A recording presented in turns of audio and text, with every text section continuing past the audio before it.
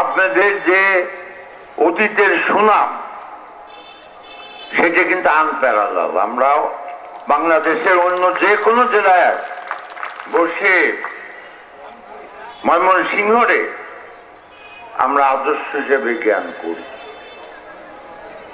এখন 150 বছর পূর্তি হিসেবে জামালপুরের প্রয়োজন আছে, প্রয়োজন অবশ্যই আছে। আর আমি দায়িত্বপ্রাপ্ত মন্ত্রী হিসেবে আমার যখন নিয়ে আসছেন, চাকরি থাক আর যাক, আপনাদের কিছু তো দিতে হবে।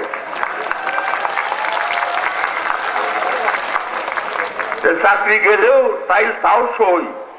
গত বছর যা এডিবির সহায়তা পেয়েছেন তার দ্বিগুণ ইনশাল্লাহ আপনারা এবার পাবেন।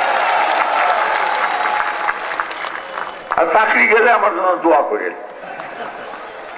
আর এতগুলো লোক দোয়া করলে কি আমার চাকরি যাবে? আমার মনে হয় না চাকরি যাওয়ার সম্ভাবনা আছে। আমরা দেখতে চাই জামালপুর পৌরসভা এবং জামালপুর জেলা অ্যাজ এ হোল। এখন আজম ভাই তো মনের দুঃখ কয় যে 63 নম্বর। আমি তো মনে করি এই উন্নয়নের যে দৃষ্টান্ত আপনারা স্থাপন করছেন, গত 9 বছরে যে উন্নয়ন আপনারা করেছেন, আপনাদের তো 63 নম্বরে থাকার কথা না। আপনারা ইনশাল্লাহ 3 নম্বরে উঠে আসবেন। আমরা ময়মনসিংহকে, আমি আগেও বলেছি, আমরা উন্নয়নের রোল মডেল হিসেবে বিবেচনা করি।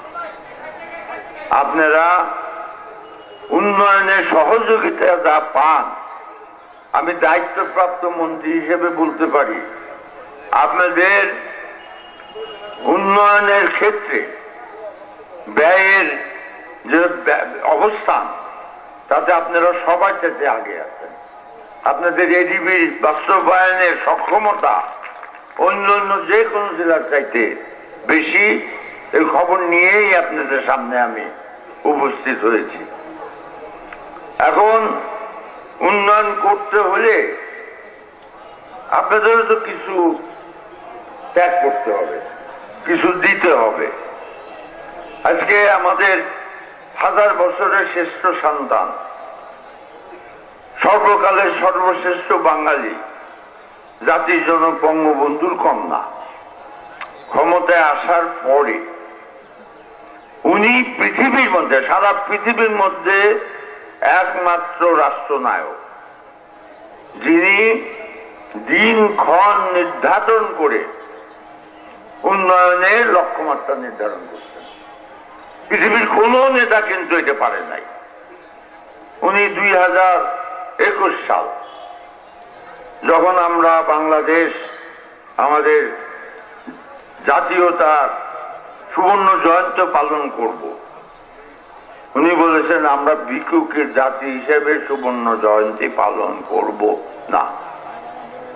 আমরা মধ্যমায়ের দেশে গ্রাজুয়েট করে উন্নয়ন করে আমরা আমাদের সুবর্ণ জয়ন্তী পালন করব। লোকে